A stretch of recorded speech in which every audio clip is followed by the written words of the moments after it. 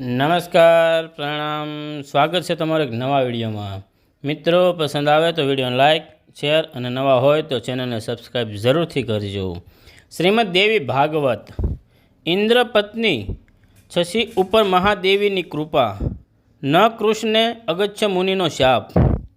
બૃહસ્પતિ કહેવા લાગ્યા, દેવી પાપાદ્ધ નહુમથી હવે તમારે જરા પણ ગભરાવાની જરૂર નથી। હે વત્સે, સનાતન ધર્મનો પરિત્યાગ કરીને હું તમને તેની પાસે જવા નહીં દઉં।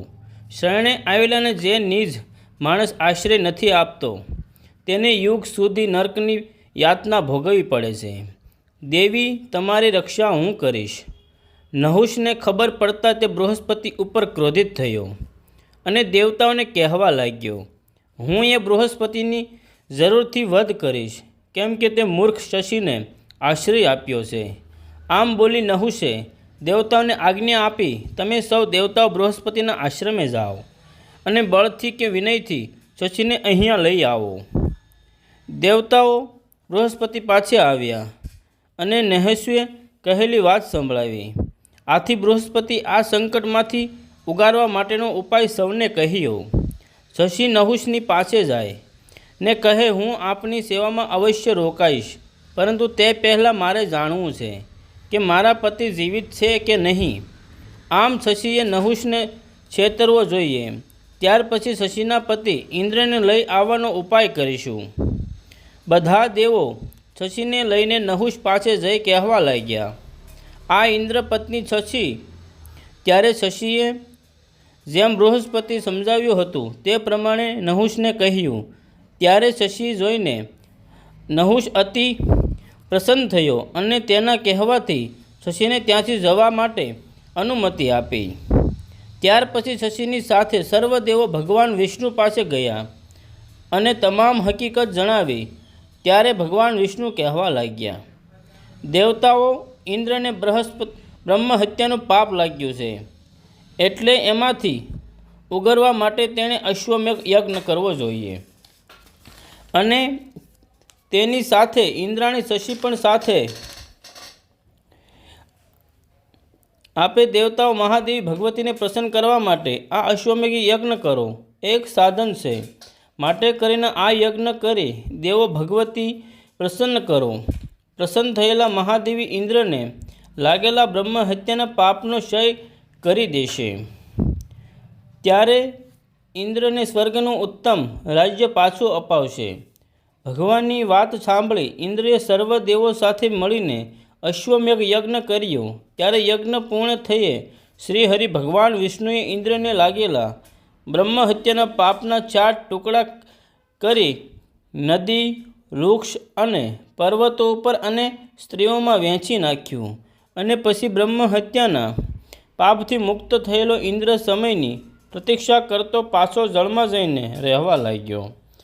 અહીંયા ઇન્દ્રાણીએ બૃહસ્પતિના કહેવાથી અને તેમની પાસેથી મંત્ર દીક્ષા લઈ જગદંબાની આરાધના શરૂ કરી। ત્યારે દેવી પ્રસન્ન થયા અને કહેવા લાગ્યા, વરદાન માંગ હે ઇન્દ્રિય પ્રિય। ત્યારે શશી દેવીને કહેવા લાગ્યા, માતેશ્રી, મને મારા પતિ ઇન્દ્રના દર્શન કરવાની ઘણી ઈચ્છા છે અને સાથે સાથે મને એ પણ વરદાન આપો કે પાપી નહુષથી હું ભય મુક્ત બનું અને અમારું ઇન્દ્રાસન અમને પાછું મળે। ત્યારે દેવી બોલ્યા, શશી, તું માનસરોવર જા અને ત્યાં ગયા પછી મારી એક મૂર્તિ ત્યાં પ્રતિષ્ઠિત કરજે। એ મારી મૂર્તિને લોકો વિશ્વકામ કહી ઓળખે છે। ત્યાં ઇન્દ્રની સાથે તમારી મુલાકાત શક્ય બનશે। મોટા નેત્રવાળા, થોડા વખતમાં જ હું તે પાપી રાજા નહુષને મોહિત કરી નાખીશ।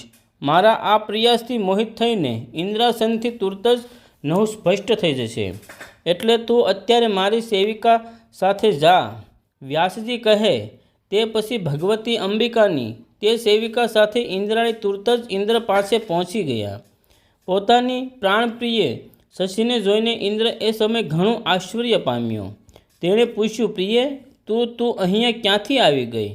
પ્રભુ, માતા ભગવતીની કૃપાથી જ આ શક્ય બન્યું છે। દેવો મુનિઓએ આપના સ્થાને નહુષ નામના પાપીને નિયુક્ત કર્યો છે અને તે નીચ નહુષે મને કહેવા લાગ્યો, સુંદરી, તું મને પતિ તરીકે સ્વીકારી લે.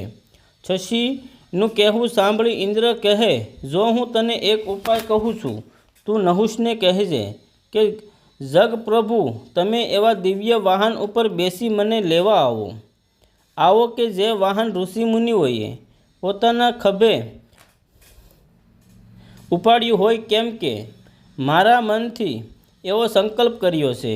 આમ કહેવાથી નક્કી તે નહુષ એમ કરશે અને પછી ઋષિઓ તેને શાપ આપશે અને ઋષિઓના શાપને પ્રભાવે તે નીચ પાપી નહુષ બળીને ભસ્મ થઈ જશે.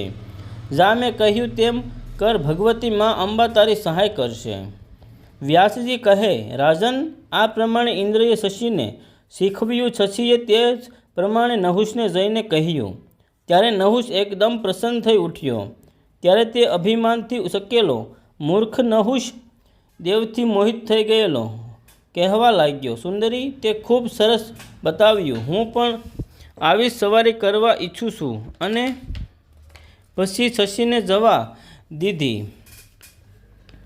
કામાદ બનેલા નહુષને પછી બધા મુનિએ બોલાવી આવી વાત કરી. ત્યારે હે રાજન, આ બધા શ્રેષ્ઠ મુનિઓએ બોલાવી આવી વાત. ત્યારે એ રાજન, બધા શ્રેષ્ઠ મુનિઓમાં અગસ્ત્યજી પણ હતા.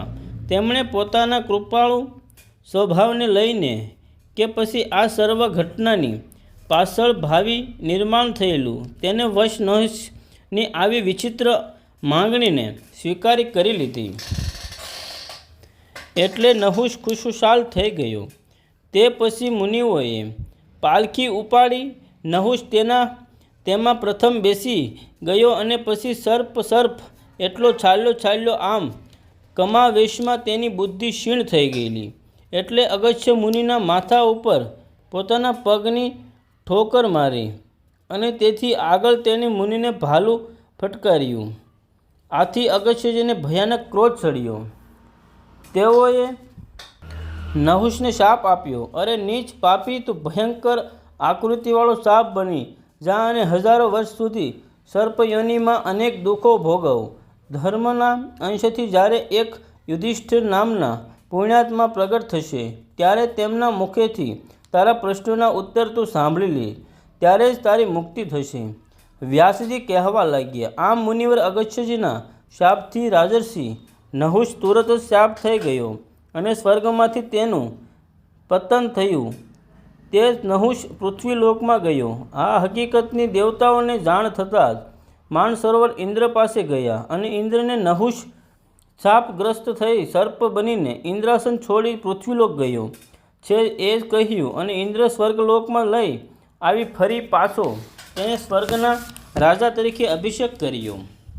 આમ ઇન્દ્ર શશીની જોડે પહેલાંની જેમ સ્વર્ગનો અધિપતિ થઈ કહેવા લાગ્યો. વ્યાસજી કહે, આમ ઇન્દ્રને ઘણા કષ્ટો પડ્યા અને ભોગવ્યા પણ ખરા. અંતે ભગવતી જગદંબાની કૃપા પ્રસાદથી ઇન્દ્ર અને શશી ફરીથી પોતાના સ્થાને પ્રતિષ્ઠા પામ્યા. રાજન, જે કોઈ મનુષ્ય જેવું કર્મ કરે છે તેને તેવું જ ફળ મળે છે. સારું કર્મ કરનારને સારું કર્મફળ મળે છે અને નઠારું કર્મ કરનારને એવું નઠારું કર્મફળ મળે છે. અને જગતમાં કોઈ એવું પ્રાણી નથી કે જેને જે કર્મ કર્યું હોય તેને તે કર્મનું ફળ ભોગવવું ન પડે. તેમાં કોઈ શંકા કરવા જેવું નથી. જય શ્રી કૃષ્ણ.